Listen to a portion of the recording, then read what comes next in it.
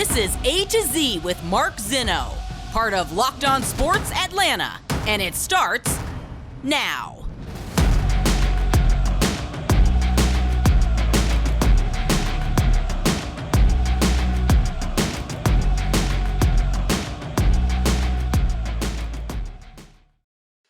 Good afternoon. Welcome to A to Z here on Locked On Sports Atlanta, where today I tell you I can't believe I'm still doing this. Welcome in.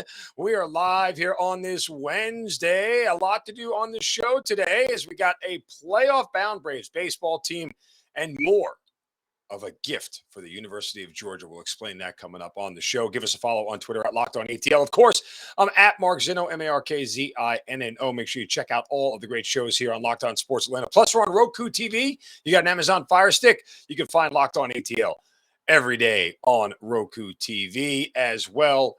Don't forget to make sure that you subscribe to our YouTube channel. Give that thumbs up and like all the content you see there. All right, let's start today. I don't need, when putting the show together today, I didn't want to lead off with this. I tried actively to find a way not to lead off with this, but I just couldn't do it. I couldn't resist. And we're back here again discussing Kyle Pitts and his target share. And the reason we are is because, and I say this plainly, folks, again, what have I told you repeatedly? It's like my job to read everything that people write about Atlanta sports teams. It's my job to listen to a variety of different sports talk media about this town, in this city, podcast, whatever it may be, to sort of digest and take the pulse of what the market is. And I can't help but, still all day yesterday, hear complaining about Kyle Pitts' target share.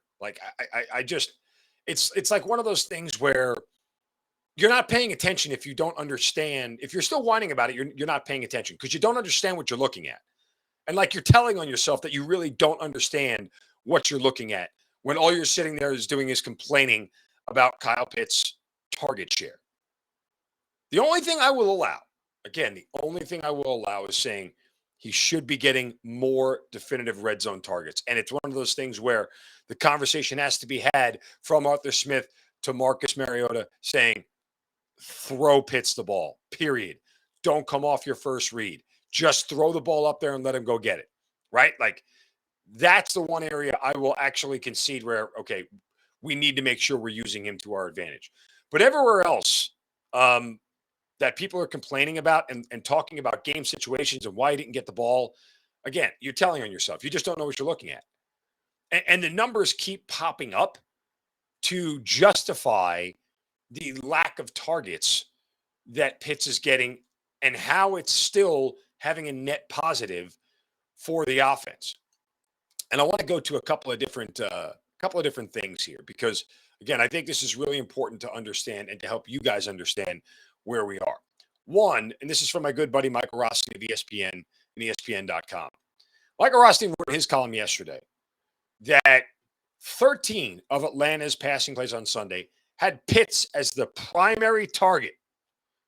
Anybody remember how many pass attempts that Marcus Mariota attempted on Sunday? 26. Half, say it again with me, half of the targets that Marcus Mariota were to throw, the primary route was right to Kyle Pitts. Why did he only get 4 targets? You might have to ask Marcus Mariota that question and stop bothering Kyle Pitts and Arthur Smith about it, because if there is truth to that, and I trust Mike Rothstein as much as I've trusted any reporter in this business, he is diligent, he is smart, he knows who to talk to, and his information is as good as gold as far as I'm concerned. That said, because I believe him, 50% of the targets are going there, you might want to ask somebody else other than Kyle Pitts and Arthur Smith why the target share is what it is. You might want to start asking the guy, I don't know, who gets the snap from the quarterback and ask him, why are you not throwing the ball to Kyle Pitts? Maybe somebody else in the media. Nobody is out there in Seattle. I'm certainly not out there this week. They stayed out west. But nobody's going to go up to Marcus Mariota's locker and go, Marcus, source told me that 13 of the 26 pass attempts, Pitts was the primary target. Why didn't you get the ball to Pitts more? That's a question that needs to be asked, and it's fair to be asked. I can't help you. Guys, if I'm not there, I can't do it. And I'm physically not in Seattle to ask that question. There's more.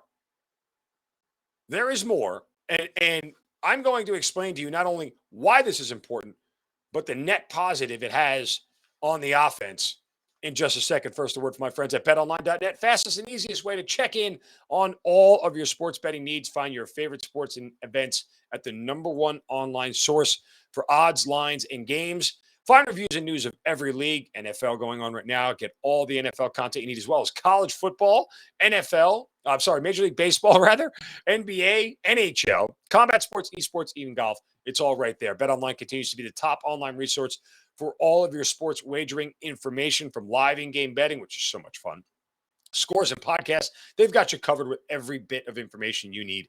Head to BetOnline today or use your mobile device to learn more about the action happening today. BetOnline, where the game starts. Okay, there's more. Mike Rothstein, in his column, also points out that the Falcons are doing exactly what they did a season ago in moving Pitts all over the field. In the first 2 games, get this, kids, he's run 12 routes out of the tight end position, 11 out of the slot on the left, 9 out of the wide out on the right, 8 on the slot to the right, 7 out of the wide out on the left, and 4 out of the tight end on the right. It's not like they're not trying to put him in mismatch situations, folks. They are. Guess what? The defense gets a say. There are very few players in this league where it doesn't matter what defense you put up there. They're going to have success. There's like a handful, like 3 or 4. Unfortunately, Kyle Pitts isn't in that group. It's not Kyle Pitts' fault. It's not Arthur Smith's fault. Just is what it is. So they're moving him all over, trying to find ways to take advantage of mismatches and catch the defense off guard. Now, what is that doing? Well, we've talked a little bit about this. Who's the benefactor of moving Kyle Pitts all over the place? Watching coverage being rolled to wherever he lines up, watching him get bracketed wherever he lines up. Who's the benefactor of all that? You know, it's Drake London. And how do we know that for 100% sure? Well, the good folks, if you're into these folks at Pro Football Focus, sometimes I think their nerdery is a little bit off the charts, but full disclosure, they do have some interesting things that I find quite useful, like the stat that I found yesterday and shared on my Twitter account. They put together a chart of target share and average depth of target on first read throws. Okay?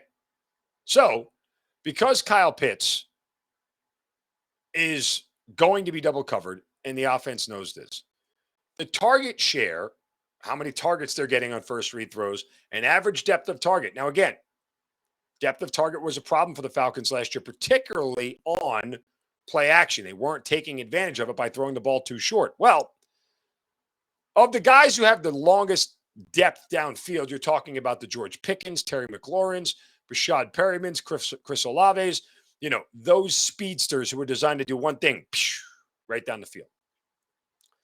But if you look at where Drake London is, okay, his target share, way out there. You want to know who gets the most target share on first read throws? Cooper Kupp, obviously by a mile. But in that next grouping, ready for the receivers who are all sitting there? Because I'll give you the names. CeeDee Lamb, Justin Jefferson, Stephon Diggs, Tyreek Hill, Jamar Chase, and Drake London. Isn't that good company to be in if you're a wide receiver? Because it seems like damn good company to be in, if you ask me. If Drake London is putting up any sort of statistical numbers that are Cooper Kupp, CeeDee Lamb, Justin Jefferson, Stephon Diggs, Jamar Chase, Tyreek Hill, if he's putting up any of those numbers that are similar to those guys, that's good company. That's why you drafted him this year, to be in that company. Full disclosure, again, disagree with the draft pick. Philosophically, disagree with it. But it's working. And you have to acknowledge that it's working. And if Drake London is the benefactor of Kyle Pitts being double covered and bracketed and only getting 4 targets, and every time you call his number on a first primary route read and Mariota goes somewhere else, and that somewhere else happens to be Drake London, guess what? It works. Net positive for the offense.